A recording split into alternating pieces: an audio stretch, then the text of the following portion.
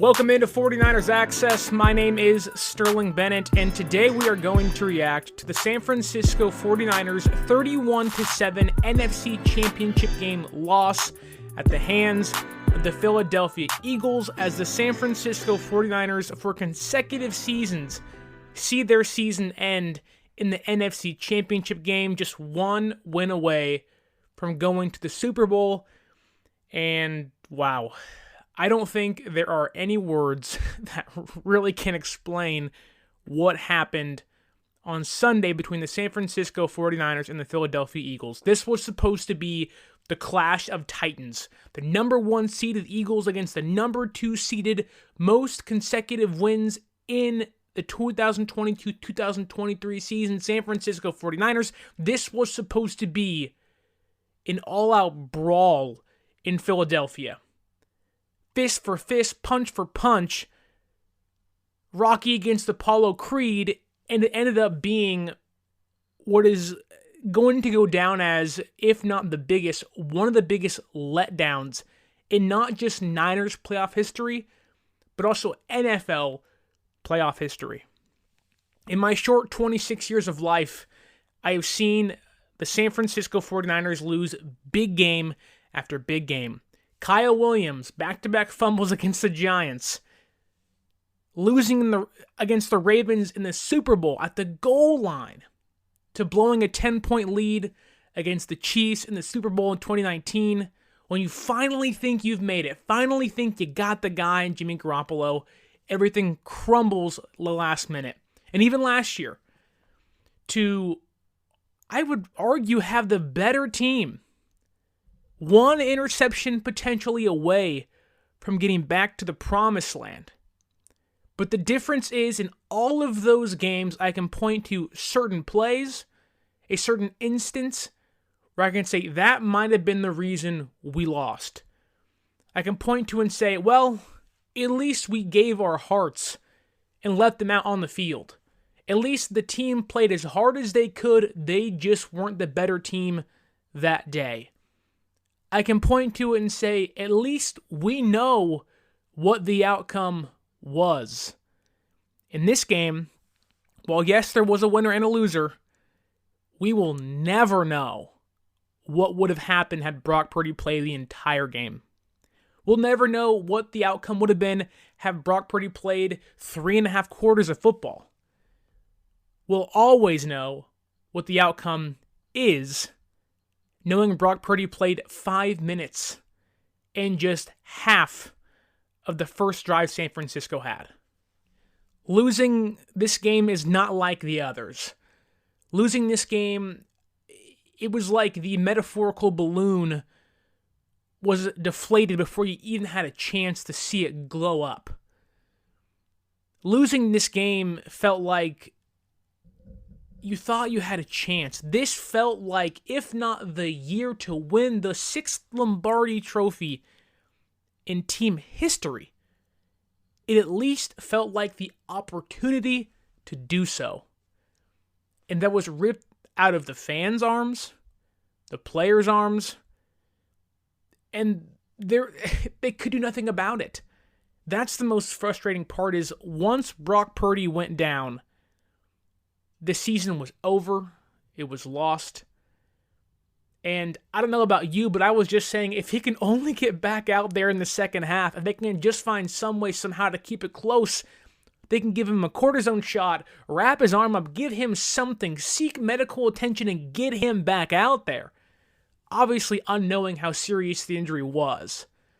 But after seeing Brock Purdy go to Kyle Shanahan and mouthed, "Coach, I can't throw," it was at that moment where you either said one of two things. Season's over with, wrap it up, it's done. It's another San Francisco 49ers letdown late in the year, albeit very different this time. Another catastrophic ending to an amazing, magical season for the San Francisco 49ers. Or you said, defense, just hold on. Just hold on for a little bit. We can still win this game. We just have to play perfect. And I could argue that they answered the call. San Francisco's defense in this game, through at least 3 quarters after or before things got out of hand late, with Trent Williams body slamming a guy and Hufanga getting a unnecessary roughness call, they were lights out. Yes, there were a bunch of penalties in this game, and we'll get to that stuff. But I want to give the Niners defense a ton of credit. I want to give San Francisco's offense, who was literally hamstrung with the 4th-string quarterback for like 2 drives, then a 1-arm quarterback who couldn't do anything offensively. They fought. And in adversity, this team has always fought. From losing Trey Lance to getting Jimmy Garoppolo to losing Jimmy Garoppolo to getting Brock Purdy to losing Brock Purdy to getting Josh Johnson to losing Josh Johnson to getting back a 1-arm quarterback and Brock Purdy, who's injured with the torn UCL and is likely going to miss, if not 6 months, 9 to 12 months. They fought. The Niners in this game tied it 7-7. At a certain point, this game was 14-7, potentially going into halftime with 1 minute left in the second quarter. And that's when things fell apart. That is when the season for San Francisco ended with 1 minute left in Philadelphia. A botched snap. Josh Johnson goes in the third quarter, down 21-7. And the unfortunate part is, even if this team looked each other in the eye and said, we can still do this, we can still fight, we can still go out there and give everything we have, it was never going to be enough. This team, after winning with the 3rd-string Mr. Irrelevant quarterback, 13 straight games, or 12 straight games, excuse me. After winning 12 straight games from 3-4 to 15-4 on the year, now 15-5. They fought. They never gave up. They knew they had a chance every single Sunday, and to see that on the biggest stage of them all, outside of the Super Bowl, in a place to punch their ticket, and an opportunity for that 6th Lombardi trophy. The quest for 6 was on the line. And after all the fighting they did, to see that their opportunity, their chance, the ability to fight was taken away 5 minutes into the first quarter. As a fan, that sucks. As a player, I can't imagine what that feels like. For Brock Purdy, and he said to himself that, yes, the injury sucks for me. We'll see what happens, but I feel for guys like Fred Warner and Trent Williams and George Kittle and the veteran guys on this team that deserve a championship. And that's what makes hoisting the Lombardi Trophy even more special. That not everybody gets to do it that deserves it. And the worst feeling of all is knowing that you arguably had your best roster, your best quarterback, your best chance to at least get to Arizona, Brock Purdy's hometown, to cap off the Cinderella story. And instead of even getting the opportunity to have 4 quarters to battle back and forth, had you lost against Philadelphia with Brock Purdy at the helm, we all would have said, that sucks, but the better team won. But to know that that opportunity was ripped out of their hands, that's what hurts the most. And now, knowing a potential year-long recovery is ahead of Brock Purdy going the next year with so much uncertainty. Now, is it Tom Brady? Is it Trey Lance? Is Jimmy Garoppolo back? Is Andy Dalton back? I mean, there's so many questions revolving around the quarterback room, which at a certain point this year, 4 minutes into that game, prior to Brock Purdy getting hurt, there were no questions. It was, he is the man. He is QB number 1. And now we don't just leave the game wondering what could have been. We leave the game thinking, what's going to happen next? Instead of leaving this game saying, wow, we lost, but we have the guy. Year 2 of Brock Purdy is going to be special. We leave the game saying, Is there even going to be a year 2 for Brock Purdy? San Francisco didn't just lose the game. They potentially lost what could have been what seemed to be their franchise quarterback for the whole year. It sucks. To process what exactly happened on Sunday between San Francisco and Philadelphia, well, words can't describe exactly how I feel. Frustration, annoyed. It feels like we were cheated from at least the chance to fight. And it sucks to see a team like Philadelphia, who is a great team. They're a really good defensive line. Like they are an amazing team.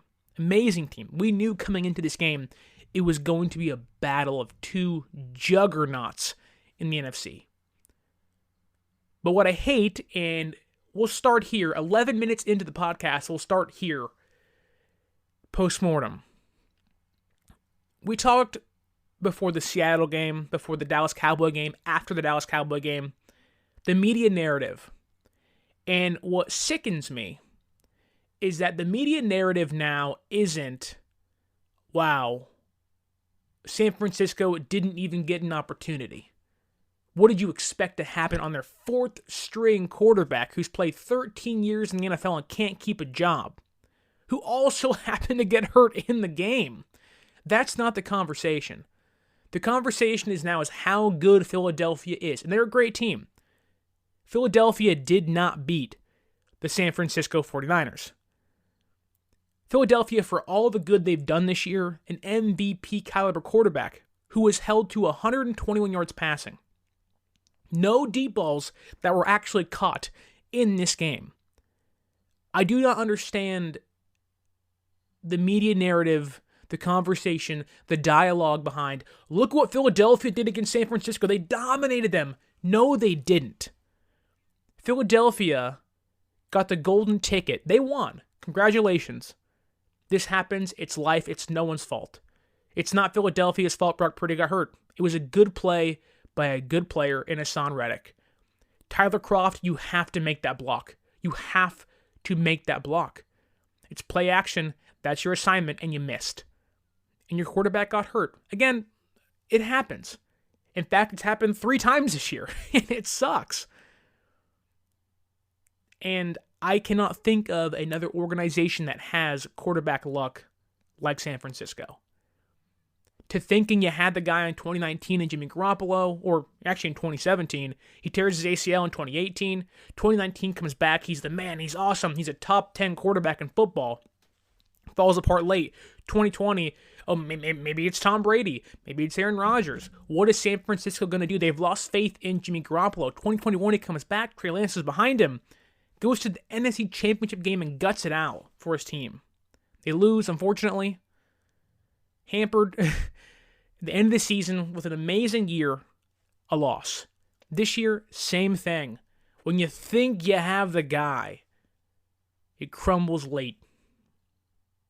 But the media narrative, what the national media is saying, is essentially the Philadelphia Eagles beat a fully functional Niners team, and they did not. And even when San Francisco was not fully functional, this game was 14-7. The defense playing lights out. Mooney Ward, Demo Lenore were playing lights out. Philadelphia's passing offense was considered moot. They did nothing.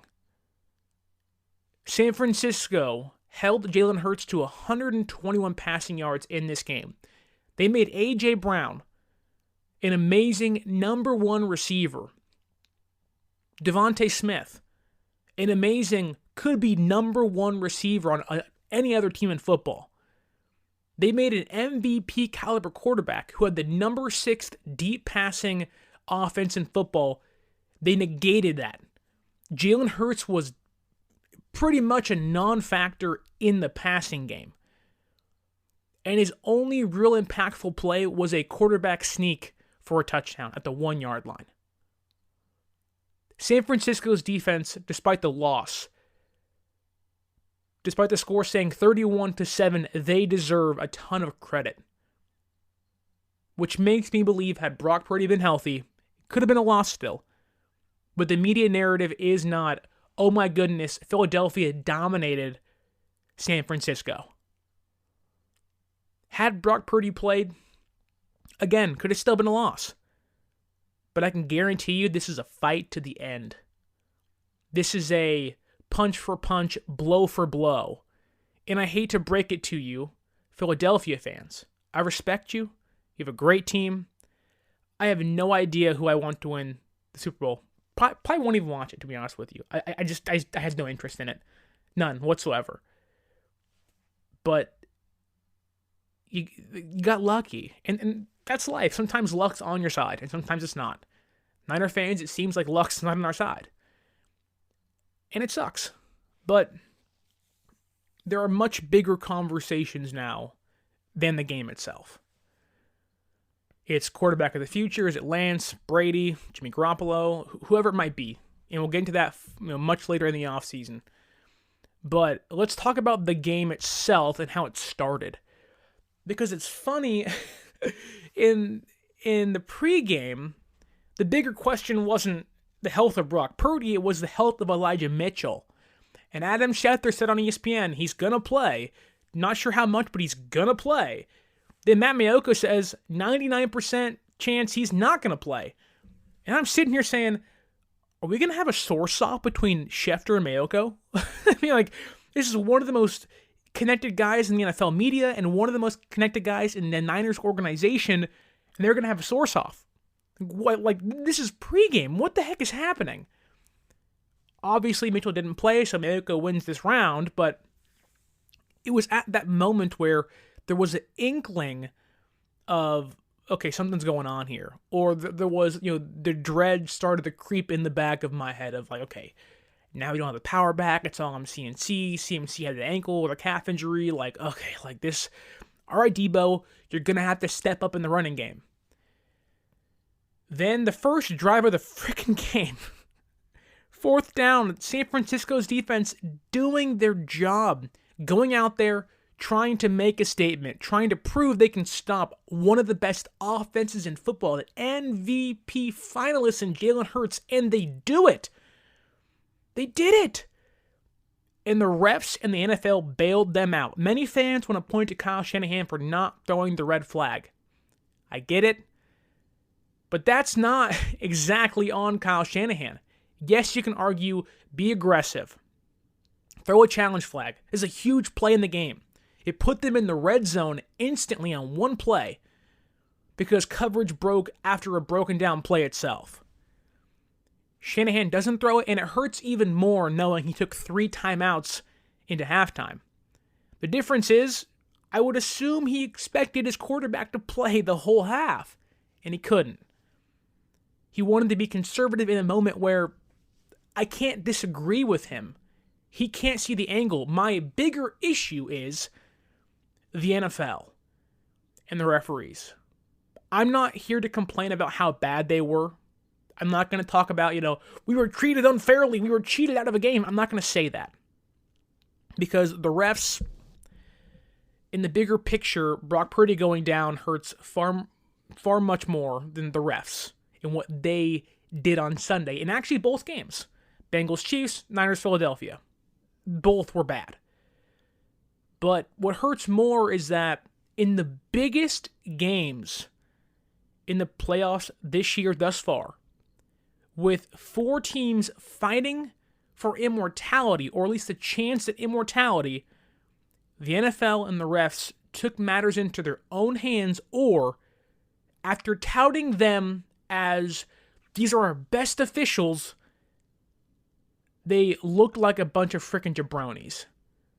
The NFL, after the game, told Adam Schefter, yeah, we know it's a problem, we're trying to fix it. It's too late. You can't fix something when the biggest games have already been played. You've either cheated the team out of winning, or you have already made a statement of you don't care. What happened on Sunday on 4th down hurts to Devontae Smith, a huge play that gave Philadelphia essentially 7 points on the board, was not a catch. And instead of blaming Kyle Shanahan, I blame the NFL. Stop the play. No one is going to complain if you stop play and try to make the right call. You want to get it right, don't you? It's a huge play. And the NFL has every right to stop play and say, look, let's make sure we get this one right. This game matters more than the other ones do. And they didn't. They didn't. And that's frustrating knowing that. And the Eagles did the right thing. Get up to the line, no huddle, run a play. It's not Philadelphia's fault. It's the NFL's fault. Philadelphia did things right. Kyle Shanahan shouldn't have to throw a challenge flag on the field. This isn't a fumble. This isn't a, where's the spot of the ball? Or, is it a first down or not? This is a fourth down conversion for 30 plus yards in your opponent's red zone. And the NFL said, we don't care. And that's what's frustrating. Now look, if we flip things, and we're Philadelphia in this case, we're going to say, whatever, sorry. It's not their fault. I'm not blaming the Eagles at all. I'm blaming the NFL. Because the NFL, time after time, whether it's San Francisco or other teams before us and after us, this has been a problem for decades. The refs have been a constant conversation for years, and the NFL still neglects to figure things out and get them right. Still chooses referees who are considered their best crews to come out and play in the biggest games every single year. There's no consistency. None whatsoever. None. Either have refs, don't have refs. I'd rather have no refs than bad refs. I'm tired of seeing, whether it's us or somebody else, I'm tired of seeing somebody get screwed on one play. It sucks. It's not fair to the team playing in that game. It wasn't fair to San Francisco on Sunday.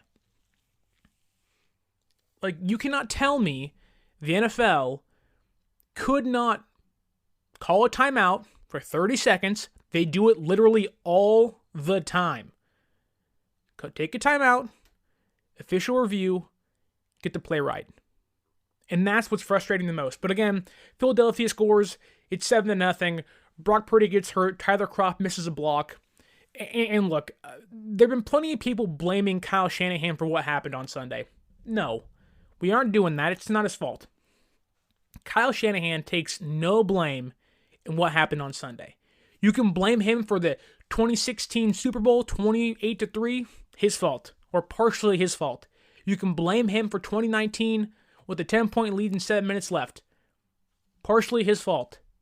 You can even blame him for last year against the Rams on 3rd and 1 on a Kyle Juszczyk run and not having Deebo Samuel on the field. You can partially blame him for that. You cannot blame him for this game. Shanahan did not get Brock Purdy hurt. He did not get Josh Johnson hurt. It is, for whatever reason, it's the curse of Kyle Shanahan. Of every quarterback he has had in San Francisco, Jimmy G, Nick Mullins, Trey Lance, Brock Purdy, now Josh Johnson as well, they all have gotten hurt. They all have suffered season-ending injuries. Jimmy G torn ACL, Jimmy G high ankle sprain, Trey Lance broken foot, Jimmy Garoppolo broken foot. And I can argue last year, had there not been playoff hopes, I could argue Garoppolo likely wouldn't have played late in the year last year as well, with a jacked up shoulder and thumb. Now this year, Brock Purdy, torn UCL, could miss half of next year in the entire offseason. A pivotal offseason for a second-year rookie looking to continue his success. That's not Kyle Shanahan's fault, though. He didn't, coaches coach, players play. 31 other teams call that play call. 31 other tight ends make that block. It happened to just be one play at the wrong time. And it sucked. And to me, what was more egregious was, I don't think it was the play calling. I do think there were missed assignments on the offensive line, at least in that first drive. Just that first drive for San Francisco. I saw Hassan Reddick, who was tied for second in football with sacks. He was free. He was a free runner on 2 consecutive plays. The one that didn't hurt Purdy and the one that did hurt Purdy. Like, San Francisco was already playing with fire early in that game. Again, I have no idea what the play call was or the blocking assignments were. But when you see the NFL's second or number 2 in sacks player running freely on 2 consecutive plays, that's a problem. And I said, uh-oh, and then boom, injury, season's over with. But even then, San Francisco goes on to force 3 punts. Again, the defense forces 3 punts. Does their job to keep them in this game. Chris McCaffrey breaks 4 tackles on an amazing run because Juwan Jennings misses a block. Actually missed 2 blocks. And he makes up for it, home run play. We were seeing the fruits of the labor come to prosper on Sunday in Chris McCaffrey. Chris McCaffrey, of all the talk of how great he's been, continues to prove why he has been a home run trade for San Francisco, and he gets to be here the next 3 seasons, hopefully. But to me, what sucks, and speaking of Christian McCaffrey, is, man, it just, losing this game just makes your mind go wild, right? It makes you ponder everything and question everything and just wonder, the always next year crowd. And I get that's the mentality you have to have, right? We'll get him next year. And with football, like, this is not baseball. It's not basketball. Albeit injuries can still happen. But George Kittle, healthy all year long outside of the first couple weeks. Trent Williams healthy almost all year long outside of, 2 weeks this year? Christian McCaffrey healthy literally all year long. I know the quarterbacks were hurt. I get that. But these guys are getting older. They're getting banged up. They're getting bruised. They've played through plenty of injuries this year alone. But next year's not promised. We've seen 2019, then 2020. And the fact that this team is going to play in 2 consecutive, or already has played in 2 consecutive NFC Championship games, nothing is promised. And that's why it hurts even more. Because you see Chris McCaffrey put this offense on his back when it needs him the most to come through. Breaks 4 tackles, if not the best play this season for San Francisco. Clutch play, needs 7 points, 4th-string quarterback, Chris McCaffrey jukes, he jives, breaks 4 tackles, hops up, breaks another tackle, and goes to the house. He inspired and gave myself, and I'm assuming yourself, hope that they can actually pull this thing out. That San Francisco might have an opportunity, a chance, just give us a chance to pull this out. And I'm not going to lie to you. I was sitting in my front room with my dad, and I was saying, just give us a quarterback. All we need is a quarterback. We can still pull this thing off. We can still do this. We have enough. We're going to win this game still. And Brock Purdy's going to come back in the Super Bowl. We're going to win this thing. Just let us get to the next game. The defense is too good. Our offense has all the weapons in the world. We can still win this thing. And then 7 penalties for 7 first downs against San Francisco helps Philadelphia march down the field and eventually put up 31 points. San Francisco, despite playing an amazing game defensively for 3 quarters, doing everything they could to fight back, to hold off the inevitable, to give and open a window of opportunity for the offense, somehow are still so undisciplined come playoff time. Some penalties I can point to and say, it's kind of ticky-tack, right?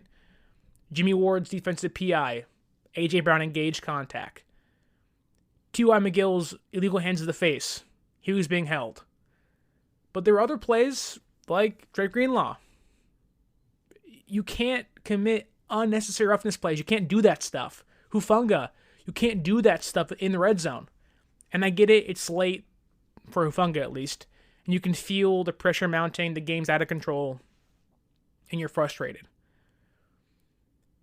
The refs weren't great. It seemed like at a certain point in the game, everything was going Philadelphia's way. I'm not doing NFL rigged crap. I'm not saying that at all. Because San Francisco, the penalties San Francisco committed were penalties.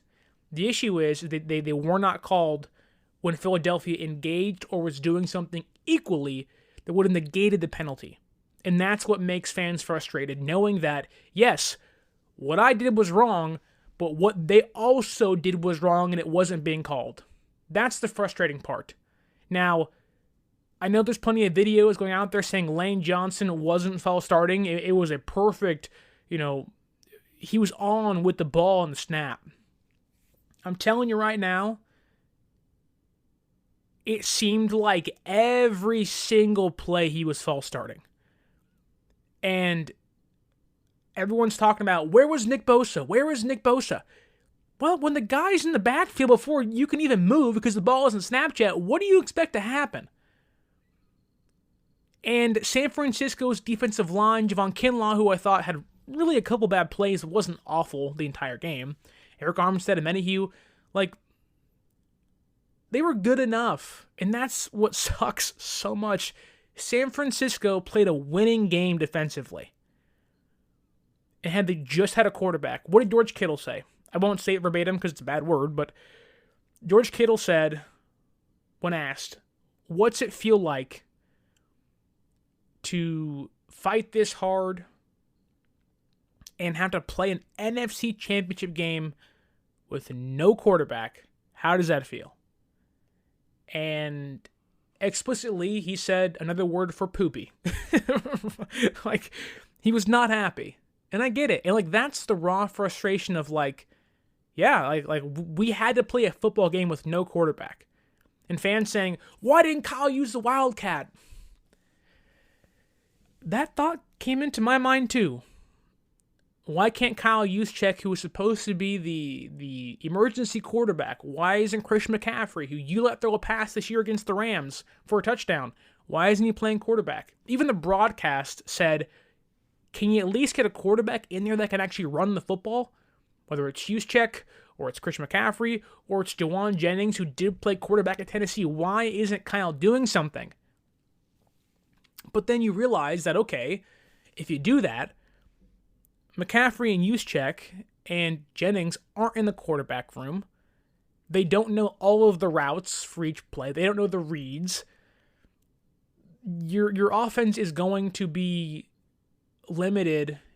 And I get, maybe you say, well, the quarterback couldn't throw, so you might as well have a few plays in there. And yeah, I get it. But if you're Kyle Shanahan, what do you say? Hey, CMC, go play quarterback when we have no running back. When Jordan Mason's not that great, he's young, but he's not that great. Mitchell can't play, and Tevin Coleman's out there. Maybe you put Debo in the backfield and CMC's the quarterback, and you have Juszczyk out there. There's just it's at that moment where, for all the talk of Kyle Shanahan doesn't devoid from the script, no head coach is out there saying, I have a master plan, my genius can show here. We even talked about how Kyle Shanahan, this was his opportunity to prove that he can annihilate and cut through an amazing defense in Philadelphia. And I still believe had Brock Purdy been healthy, that was going to happen. But when Brock Purdy's not healthy, and you have Josh Johnson, who I get was only here because he knew the playbook and they needed someone late in the year to play backup quarterback for their third-string guy, he's not expected to play in this game. Brock Purdy hasn't shown that he can't play or can't stay healthy through 8 games. And Shanahan's, my heart feels bad for him. How do you think he feels? He thought he had the guy. He thought, what he openly said, he is the most poised rookie quarterback I've ever had. Shanahan believed in Brock Purdy. We still believe in Brock Purdy. And to have all the hope in the world in this kid, to now people be yelling, why didn't you play Chris McCaffrey at quarterback or Kyle Juszczyk or Jawan Jennings or Wildcat? The offense wasn't going to look any different. So what, you have 13 plays to use and that's it? Once Philadelphia saw Brock Purdy couldn't throw, they put 6 defensive linemen up there and said, okay, I mean, good luck. Like, there was nothing San Francisco could do at all. Nothing they could do to win this game. It would have taken Herculean efforts from Deebo Samuel and Brandon Ayuk and George Kittle, who were rendered useless because no one could get them the football. I mean, Deebo Samuel in this game could do nothing offensively because when you have a team stacking the box, jet sweeps can't work, running plays can't work, and you can't pass them the football. He had 6 carries for -9 yards and 3 catches for 33 yards. Like, again, there is, like this game, you can't even take anything from it other than Brock Purdy got hurt, it changed the entire game, and that's what ruined it for San Francisco. But even then, like, I don't know, it just blows my mind. Like, trying to, sift through the outcome of, like, what could have happened? What could have changed the outcome of the game for San Francisco? Like, what could they have done differently to help them win this game? What could Kyle Shanahan have done to change the outcome? And the answer is nothing. Like, I thought Jimmy Ward was great in this game. Mooney Ward, great in this game. Lenore was phenomenal in this game. And to know that you have the number 1 defense in football who did their job, who carried a heavy load this year, to see an offense explode late in the year with Chris McCaffrey and Brock Purdy to averaging nearly 30 points a game, to then have to rely on Josh Johnson and then a one-arm quarterback. It's so annoying. It sucks so bad. Like, my God. To sit here knowing that another team is in your spot, another team like Philadelphia, who's, again, a great team, to know they are in your position basically because they were handed the opportunity, handed the NFC Championship game by no fault of their own, but it just sucks. It's disheartening to know that how hard these guys fought from training camp all the way to the end. And I think late in the game, you could sense that frustration. You can see how annoyed the guys were. You can see, like Trent Williams talked about before the Seattle game, how the sting of last year's loss to the Rams in the NFC title game hurt them. They didn't get over that. That still affected them. And you could tell that late in the game when he saw a player, Kevon Wallace, with his hands on Deebo Samuel's face mask for about a minute, he saw and said, look, nah, I'm done. This sucks. I'm tired of this. Like, this game has gone every way it was not supposed to go. That they could sense the game being ripped out of their hands. Even one player said, and it doesn't say who it is, but they said it felt like once Brock Purdy got hurt that the NFL said, don't let them win. You have to make sure Philadelphia gets to the next round. And look, that might feed into the NFL rigged conspiracy stuff on Twitter. I'm not doing that, but you can tell from a player standpoint, there was frustration saying, we fought all year long, and now at this point, it's getting taken away from us.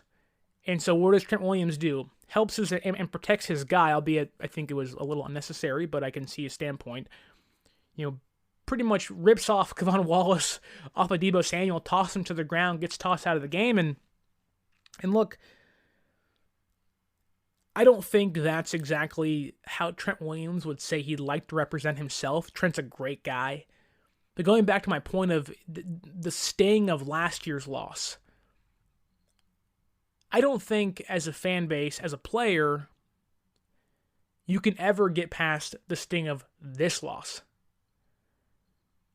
all the talk of revenge tour and this is the year, and the players felt that too.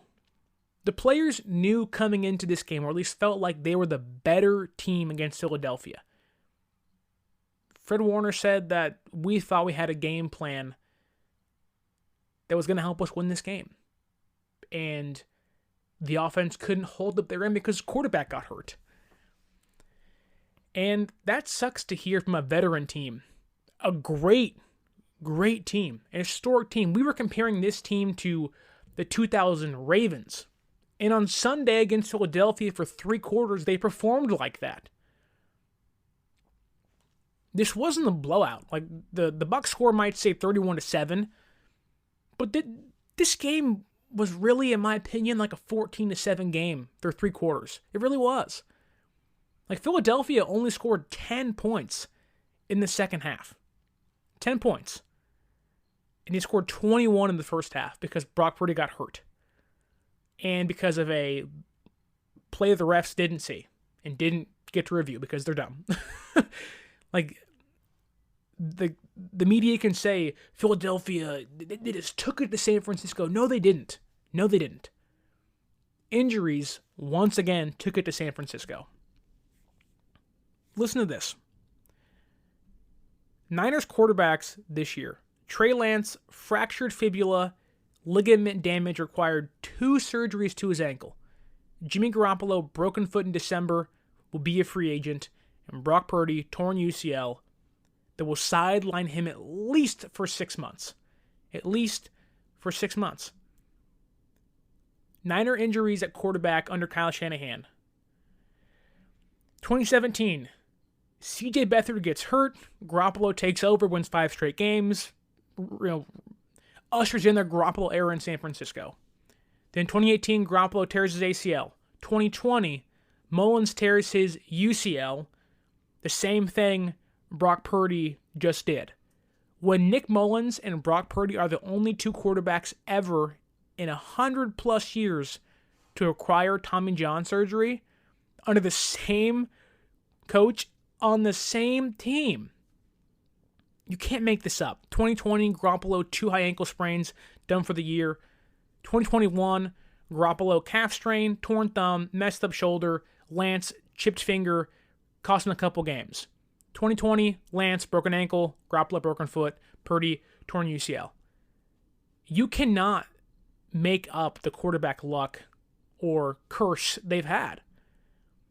You can't make it up at all. And thankfully, I guess you can say there might be some good news in here that Brock Purdy might only miss 6 months. And if that's the case, he's back for late training camp, early preseason. But now you got fans saying Brady and bring Jimmy and Aaron Rodgers and Trey Lance. And once again, the quarterback room has become a contention. And for the first time since 2019, it seemed like that wasn't the case. When you thought you had the guy and Jimmy Garoppolo and you're feeling great, it feels great, baby, right? And now we're here and we're thinking, oh, it's Brock Purdy, it's Mr. Irrelevant. This is going to be a Cinderella story. And once again, our hearts get ripped out. Our hearts are on the floor. They were stabbed. They were crushed. I mean, I'm gutted not for just the fans, but for the team. Like, trying to verbally process what they're going through physically, knowing they put in the work and I just covered the team, we just watched the games. Like, I can't imagine the anguish they went through. And on top of that, on top of losing the game, losing your quarterback for at least 6 months, if not 12+ months with a torn UCL, having Trey Lance, what seems like might not be ready for OTAs and training camp because of the ankle injury that had 2 surgeries. Maybe you have to bring in a veteran quarterback, knowing all the conversation of there are question marks everywhere now. Having McGlinchey and Jimmy Ward and Nick Bosa, having big free agent questions come up and say, look, you got to re-sign somebody. Who's it going to be? Who are you going to lose in free agency?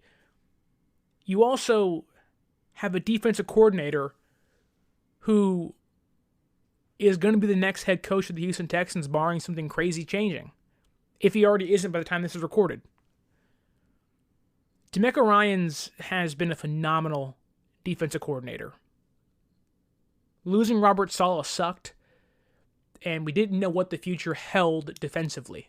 There were players there, there were cornerstone players there, but we had no idea what was going to happen. How was a new scheme, essentially a regime coming in defensively, how are they going to look? And it got better. This defense was better than it was in 2019. With an older but elite Richard Sherman, an elite Jimmy Ward, Fred Warner, Greenlaw, Bosa, D Ford, who had a great year despite health issues, Buckner, and Armstead, and a rookie Emmanuel Mosley. Better than that team. With, I can argue, less names, at least known widely in football.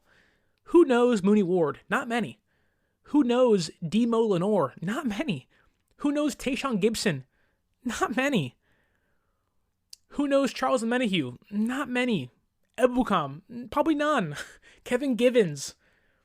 Like, this team didn't have essentially the big names. They had Bosa and they had Warner, but no one knows who Dre Greenlaw is. We know he's amazing, but no one knows who these guys are. And DeMeco Ryans said, I can win with this team. I can take what Robert Saleh implanted in you, what he set up, and I can take it to a new height. And he did that. And to see in his final game, after turning down the Vikings head coaching job last year on the team bus back from Dallas, saying, no, coach, I'm not leaving, Shanahan. I'm staying for one more year. You got me one more year. Let's go win this thing. And to see his hopes, his dream of getting a Super Bowl ripped out of his hands, knowing that his unit had to carry the load and did for 3 quarters, only proves to me that he is so, if it already wasn't proven, he's built to be a head coach. He is built to be a leader of men. He is built to establish a culture. And DeMeco Ryans, it's going to suck losing you, man. It really is. Whether it's Vic Fangio or somebody else, it is going to suck losing DeMeco Ryans. Could it be better next year? Sure. But it's hard to imagine you being better than a number 1 defense in football. Whether it's Fangio or somebody else, whether it's inside the building or outside. Losing the best defensive coordinator in football that has had a historic level of success in and out of the playoffs. To know he held an MVP caliber quarterback to 121 yards. To know that Philadelphia averaged on the ground 3.4 yards a carry and 4.8 yards per pass. He held Jalen Hurts to a 64.4 quarterback or QBR, and a 72.3 rating. He held Devontae Smith and A.J. Brown to 6 combined receptions in 64 yards. In one of those plays, 29 yards shouldn't have counted. DeMeco Ryans has been absolutely amazing. And for this to be his last game, an awful send-off, that's just disheartening to hear. This is the way he has to go out. But knowing that he's going to make Houston, if he indeed does sign there, if he already hasn't signed there, he can turn that culture around. Go back to where his career started and turn that thing around. It sucks to lose you to DeMeco. This is not the year or how we thought the year was going to end. But if it's going to end this way with our quarterback getting hurt, maybe the other quarterback not being able to play for a little bit in Trey Lance, to lose the game itself, and now it feels like it's gut punch after gut punch after gut punch. But I think we all know that the future holds bright things, not only for San Francisco, but also for DeMeco Ryans. And I wish him good luck. I think we all can say thank you, DeMeco, collectively, and say, wow, like, you were better than any of us thought could be. And you can take Houston, the Texans, to the next level, hopefully. Got a lot of first-round picks, got a lot of money over there, and you are coming into maybe not the greatest organization, but you have the tools there to succeed. And for San Francisco, it's going to be a long offseason, an interesting offseason, knowing that you were this close, inches away from hopefully pulling something out. To know that all off-season thoughts of if only Brock Purdy had played will echo in our minds for 6-7 months. To think that the quarterback room is now again a point of contention and controversy when it seemed like it wasn't going to be for a long time. To now have to find a new defensive coordinator to sign and choose to see who you're going to bring back, and Jimmy Ward, who I hope is back. McGlinchey, who was really good down the stretch, but had his problems. To wonder who's playing a free safety if Gibson isn't back. He's an older guy. Do you replace him with a younger rookie or younger player? Can you re-sign Emmanuel Mosley? There are so many questions with the 10th most cap space, and I'm assuming a lot of restructures along the way. What an end to San Francisco's season. What an awful way to end 2022-2023. And what an unfortunate way to learn about how the offseason's going to go. Had you won this year, you can say goodbye to whoever you wanted to. It would have sucked, but you can say goodbye to whoever you wanted to. But that's not how life goes sometimes. That's not how being a Niner fan is gone. I feel like I've been traumatized by Niner quarterbacks in this team the past 26 years of my life. It sucks. I know this wasn't the whole, deep dive into the game we wanted sometimes, or the outcome of the game and what went wrong for San Francisco, because there's only one answer. One thing went wrong. The quarterback got hurt. The one thing that Kyle Shanahan's had to deal with the most, the one thing that has plagued his quarterback room the most, injuries, reared its ugly head once again in the biggest game of the season. I have no idea what happens next. No idea. But I do know it's a long off season. We have a lot to talk about still. The draft's in April, only 3 months away, technically almost 2 months away. It's coming up close. We're not going to stop doing podcasts, but this is going to be a pivotal Niners offseason. Can they finally get over the hump next year? Can a quarterback just stay healthy for once, please? For once. All I ask. I don't care who it is. Just stay healthy, please. God, please stay healthy. But, man, it sucks to lose. It really does suck to lose, especially this way. You can only laugh. People out there criticizing Garoppolo for laughing on the sideline. What do you want him to do, people? Trey Lance was laughing too. Brock Purdy's in the huddle laughing. Who cares, people? Who cares? He can't change anything. The team knew at a certain point they couldn't change anything. Fred Warner looked at Greenlaw and laughed after a penalty he got. Because he knew, he's like, it's just going that way. Today, it's just not our day.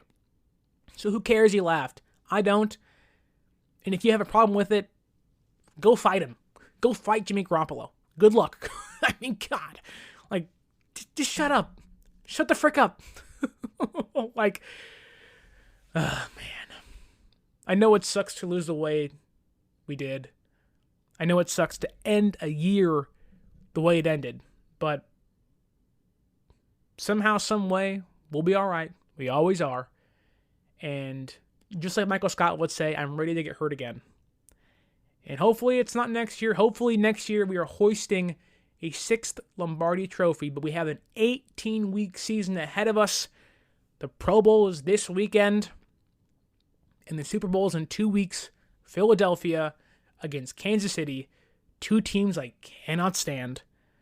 But alas, the San Francisco 49ers 2022-2023 season has come to a heartbreaking halt and end as they lose 31-7 in the NFC Championship game, and a lot of questions ahead of them in the offseason, and many more to come once free agency and the draft start. That being said, thank you for listening all season long. Trust me, you guys have no idea what it's like to hear your positive feedback, the questions you ask us, or myself, and to end the year this way, together, discussing the game together, going through the heartbreak together means so much to me. To be able to express myself, and I'm sure In return, you can express yourself back to me when you listen to the podcast, or you text me on, or DM me on Instagram. Like, that means so much to me. So thank you for listening all season long. 54 episodes this season. It's been a long, long ride from training camp and OTAs to the NFC Championship game. Not many fan bases or teams can say they've done that, and we can say we were the last four. Let's hope next year we can say we're the final one left standing. That being said, season may be over, but if you still want to use our promo code 49ers Access, 49 ERS ACCESS, you can still get a discount at SeatGeek.com. Save $20 off your first purchase at SeatGeek.com. Again, promo code 49ers Access, 49 ERS ACCESS. You can also still use our Fanatics link down in the description. Season's over. The discounts continue all off season long. Use the link. Get money off a jersey, some Niner gear. If you're an Eagles fan, some Eagles gear. God. But again, use our promo code. Use our link. Don't forget to follow us on social media at 49ers.access is the Instagram, almost at 15,000 followers. The Twitter, 49ers_access, nearing 3,000 followers on Twitter. Don't forget to like, share, subscribe, leave that review. And until next time, it won't be too long, but until next time, my name is Sterling Bennett, saying thank you for listening. Thank you to the San Francisco 49ers for an amazing 2022-2023 season. This has been the 49er Access Podcast, and stay faithful.